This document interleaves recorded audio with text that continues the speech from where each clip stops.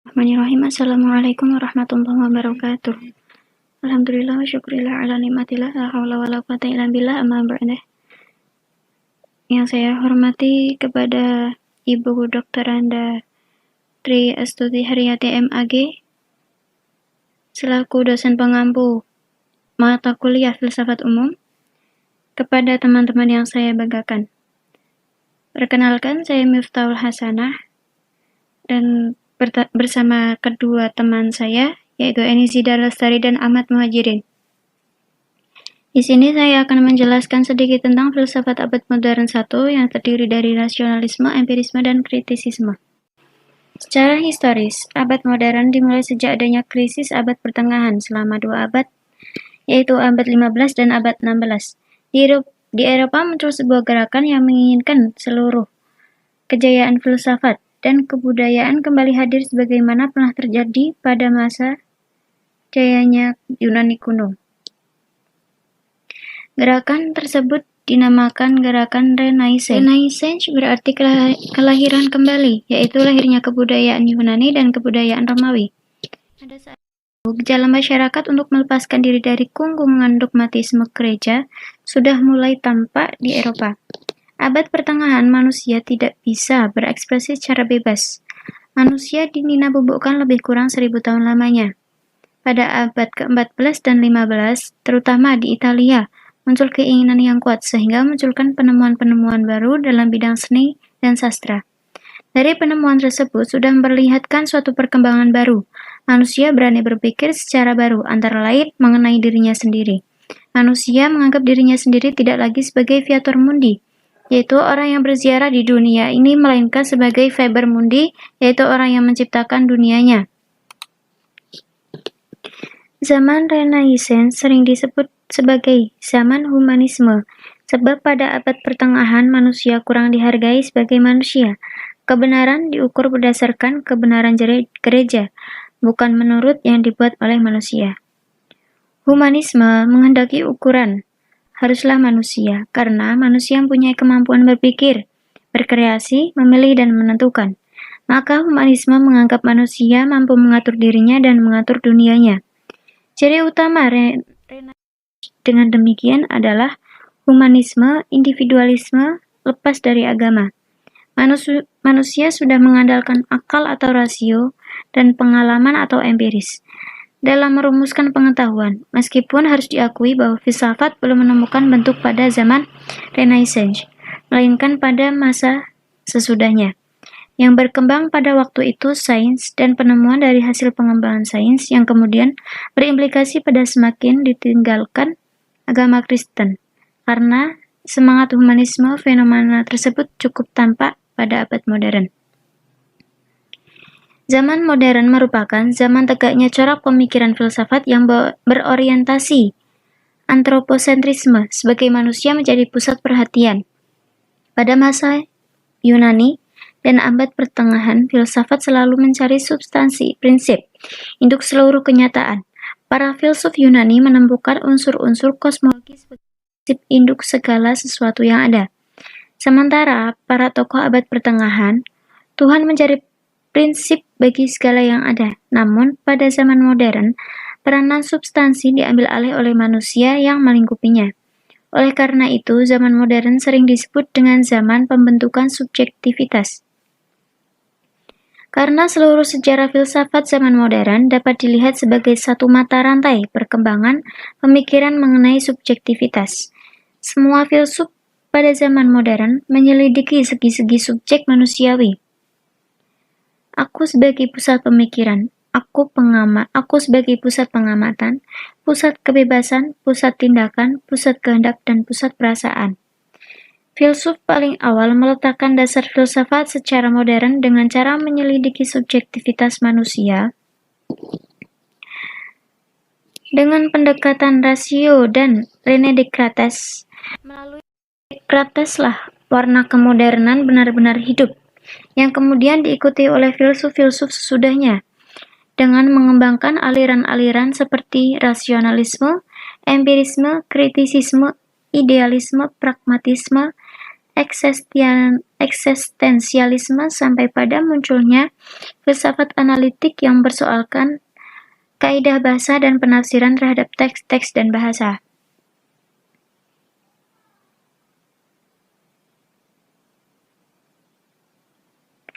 Akhir abad ke-16, Eropa memasuki abad sangat menentukan dalam dunia perkembangan filsafat.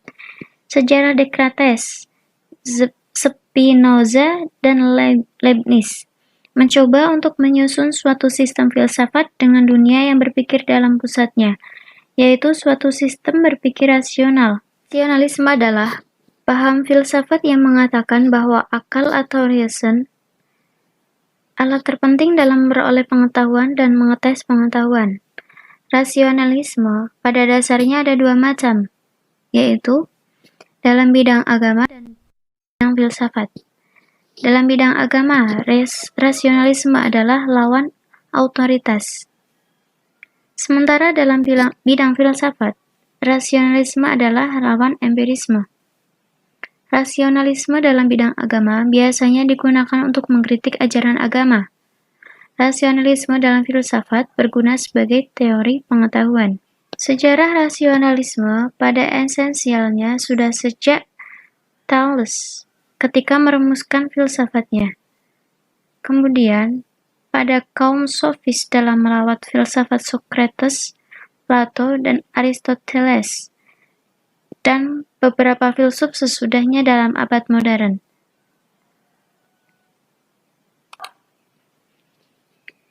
Dalam abad modern, tokoh utama rasionalisme adalah René Descartes. Sebab Descarteslah orang yang membangun fondasi filsafat jauh berbeda, bahkan berlawanan dengan fondasi filsafat abad pertengahan. Dasar filosofis utama Descartes adalah bahwa perkembangan filsafat sangat lambat bila dibandingkan dengan laju perkembangan filsafat pada zaman sebelumnya. Ia melihat tokoh-tokoh gereja yang mengatasnamakan agama telah menyebabkan lambatnya perkembangan filsafat.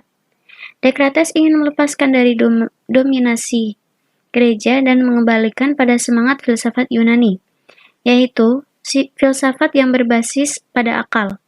Dengan demikian, corak utama filsafat abad modern yang bermaksud di sini adalah dianutnya kembali rasionalisme seperti pada masa Yunani kuno. Rasionalisme yang dikembangkan oleh Descartes kemudian dikembangkan lagi oleh Spinoza, Leibniz, dan Pascal. Peran rasionalisme dikaitkan pada filosof abad ke-17 dan 18, seperti René Descartes, Baruch Spinoza, dan Leibniz, yang sebenarnya berasal dari pemikiran filsafat Yunani. Paham yang berlawanan dengan rasionalisme adalah empirisme. Aliran ini lebih menekankan peranan pengalaman dan mengecilkan peran akal dalam memperoleh pengetahuan. Sebagai suatu doktrin, empirisme adalah lawan dari rasionalisme. Dalam menguatkan doktrinnya, empirisme mengembangkan dua teori, yaitu teori tentang makna yang begitu tampak pada pemikiran John Locke dalam buku An Essay Concerning Human Understanding ketika ia menentang innate idea atau ide bawaan. Rasionalisme Descartes. Teori tentang makna kemudian dipertegas oleh De Hume dalam bukunya Treatise of Human Nature dengan cara membedakan antara idea dan kesan atau impressions. Pada abad 20, kaum empiris cenderung menggunakan teori makna mereka pada penentuan apakah suatu konsep diterapkan benar atau tidak. Filsafat empirisme tentang teori makna berdekatan dengan positivisme logis. Oleh karena itu, bagi penganut empiris, jiwa dapat dipahami sebagai gelombang pengalaman kesadaran, materi sebagai pola jumlah yang dapat diindra, dan hubungan kausalitas sebagai urutan peristiwa yang sama. Teori kedua yaitu teori pengetahuan. Menurut pengikut rasionalisme, ada beberapa kebenaran umum seperti setiap kejadian mempunyai sebab, seperti dasar-dasar matematika dan beberapa prinsip dasar etika yang dikenal dengan istilah kebenaran a priori yang diperoleh lewat institusi rasional. Empirisme menolak pendapat seperti itu. Mereka menganggap bahwa kebenaran hanya a posteriori, yaitu pengetahuan melalui observasi.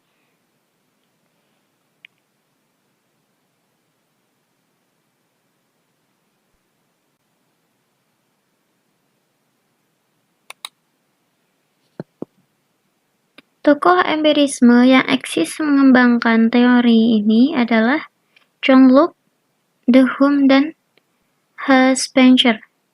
Rasionalisme dan empirisme dalam pandangan kritisisme sudah terjebak pada paham eksklusivisme. Kedua aliran ini sama-sama mempertahankan kebenaran, seperti rasionalisme mengatakan bahwa sumber pengetahuan adalah rasio.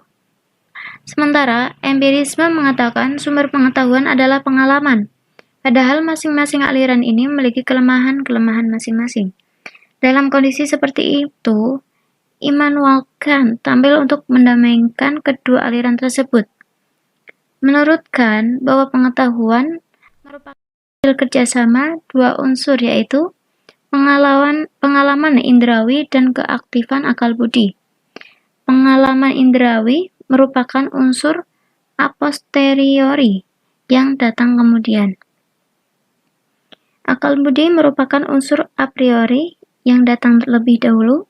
Empirisme dan rasionalisme hanya mementingkan satu dari dua unsur ini. Kant telah memperlihatkan bahwa pengetahuan selalu merupakan sebuah sintesis.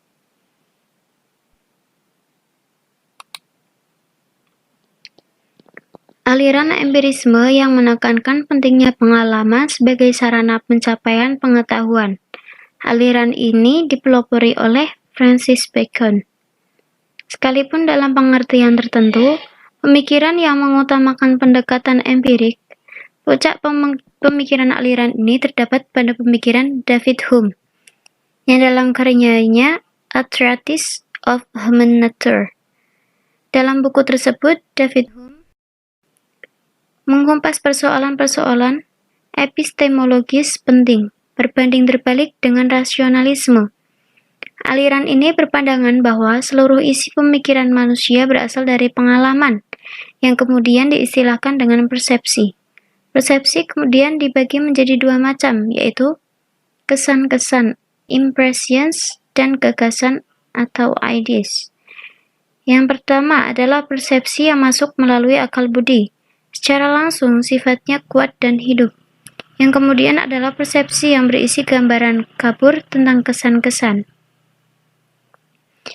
Derivasi ilmiah yang diakui oleh aliran ini adalah induksi terhadap fakta-fakta empiris, tapi hal ini tidak berarti mereka mengklaim universalitas induksi. Alih-alih mereka justru menekankan keterbatasan induksi yang hal ini berarti mereka menolak generalisasi.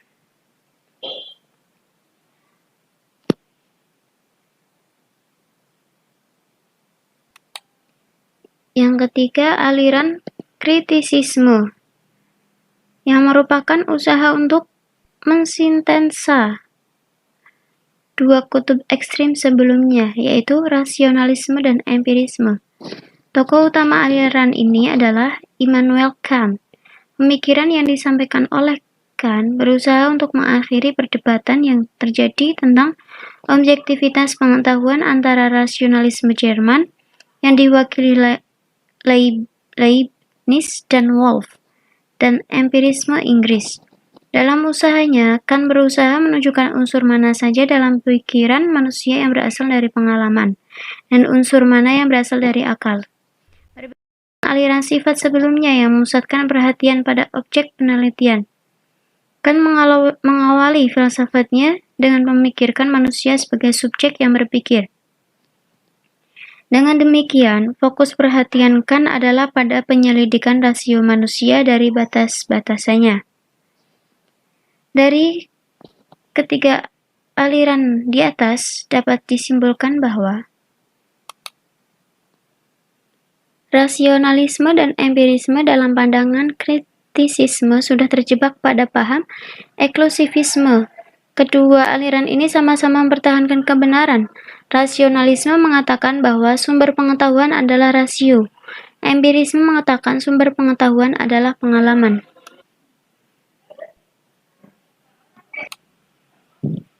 Dari aliran di atas dapat disimpulkan bahwa sumber-sumber ilmu menurut ilmuwan-ilmuwan barat hanya terbatas pada akal atau rasio dan panca indera. Mereka hanya menitikberatkan pada dua komponen ini sehingga hasilnya makna ilmu terbatas pada objek-objek nyata. Sedangkan berita sahih yang datang dari wahyu mereka nafikan dan tidak memasukkannya ke dalam definisi ilmu. Akibatnya ilmu pengetahuan dan nilai etika moral yang diatur oleh rasio manusia terus-menerus berubah. Demikian beberapa hal yang bisa kami sampaikan pada kesempatan hari ini. Saya perwakilan teman-teman kelompok, mohon maaf yang sebesar-besarnya apabila ada banyak kesalahan yang kurang berkenan bagi Ibu dosen pengampu dan teman-teman sekalian. Dengan ini, saya mengucapkan terima kasih atas perhatiannya. Wassalamualaikum warahmatullahi wabarakatuh.